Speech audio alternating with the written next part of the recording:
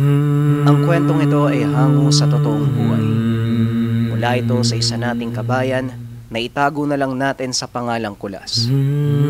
Taong 1967, Talanis, Valencia, Negros Oriental.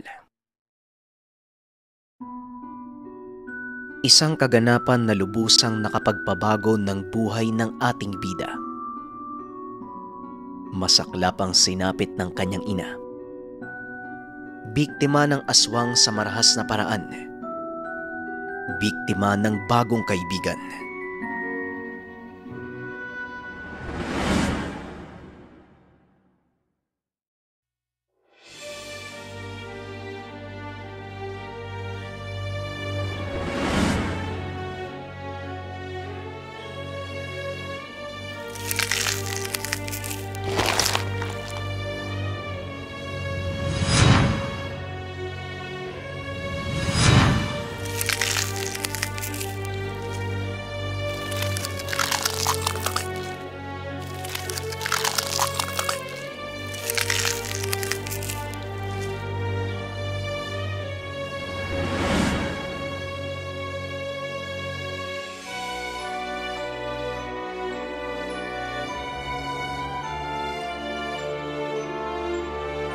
Hindi alam ni Kulas kung totoo nga ba ang nakita.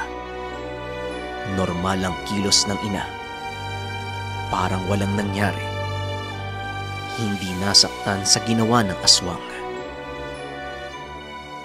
Anay, ayos lang po ba kayo? Wala po ba kayong nararamdamang sakit?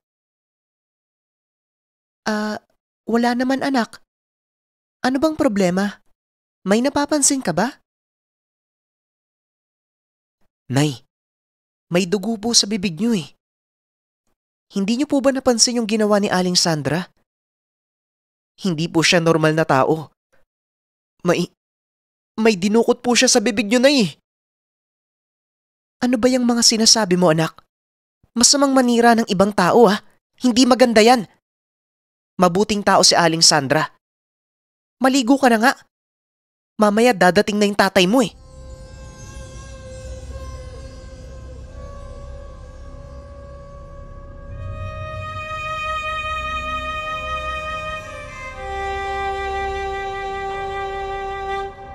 Hindi na masyadong pinagtuunan ng pansin ni Kulas ang nakita. Marahil namalikmata lamang o bunga ng imahinasyon. Kaso nga lang, lumipas ang 2 araw, nagkasakit si Nanay Andrea.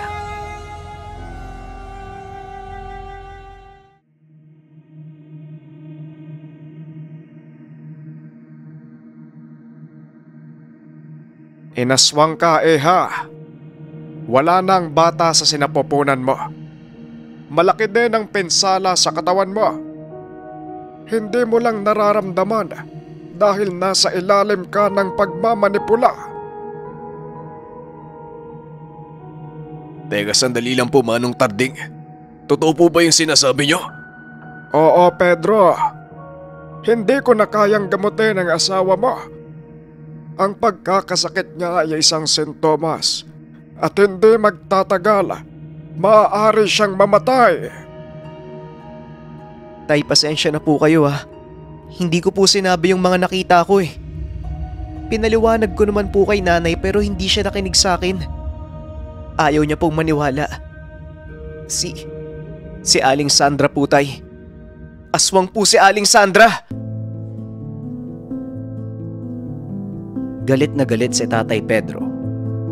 Kagad kinuha ang tabak at pinuntahan ng bahay ng aswang. Habang si Kulas naman, hindi napigilan ang sarili. Sumunod siya sa kanyang tatay. Sa kasamaang palad, wala na silang naabutan sa lugar. Wala na ang aswang. Matinding galit ang naramdaman ni Tatay Pedro. Ilang araw ang lumipas. Namatay si Nanay Andrea. Dobling pasakit ang naramdaman ng dalawa. Namatay ang nanay. Namatay din ang kapatid. Mabilis na lumipas yung mga araw, buwan at taon, hanggang sa nagbinata na lang si Kulas. Hindi tumigil ang kanyang tatay sa pagtugis doon sa aswang. Gabi-gabing umaalis pero sa likod ng lahat ng ito, meron ding ginagawang hakbang si Kulas.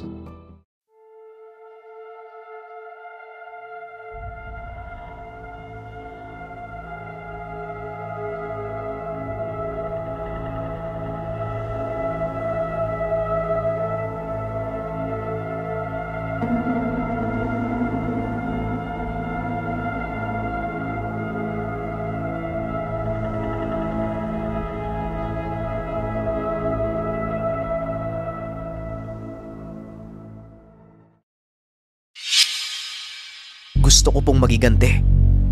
Tulungan niyo po ako, Manong Tarding. Sandali lang, Iho. Alam ba ito ng tatay mo? Hindi po. Kapag nalaman niya po, siguradong mapapagalitan ako. Siguradong pipigilan niya ako. Parang awa niyo na. Gusto kong bigyan ng katarungan yung kamatayan ng nanay at kapatid ko. Pagbibigyan kita. Hindi biro ang kakarapin mo, Iho. Mag-iingat ka.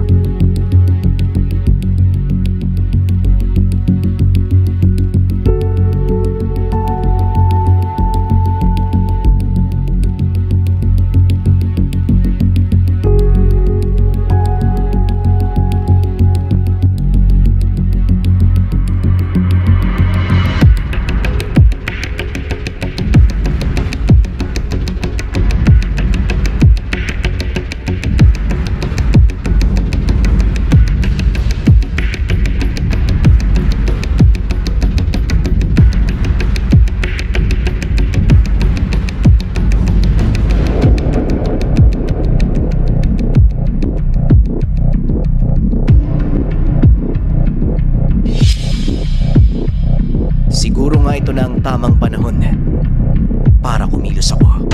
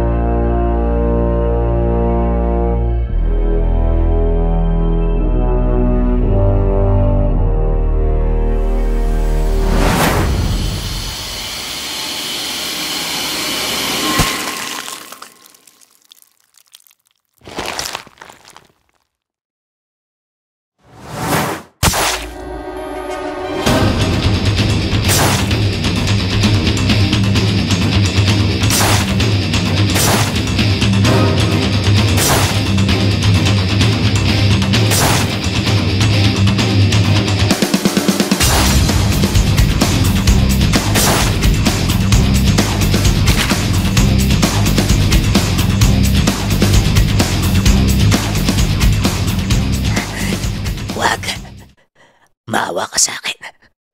Pakiusap. Huwag mo akong patayin. Maawa. Sa palagay mo ba maawa ako? Walang araw na hindi ko napaginipan kung paano mong kinuha yung kapatid ko sa bunganga ng nanay ko. Ginalang kita. Akala ko mabait ka eh. Malinaw na sa akin ang lahat. Huwag magtitiwala kaagad. Maaaring mabuti ang nakikita, pero kadiliman ang nasa loob.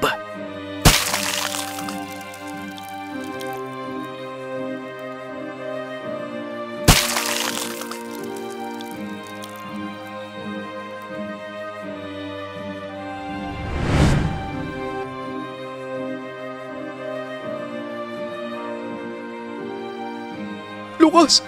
Lucas, tulungan mo kami! Yung tatay ko inaaswang! Yung tatay ko inaaswang! May sakit!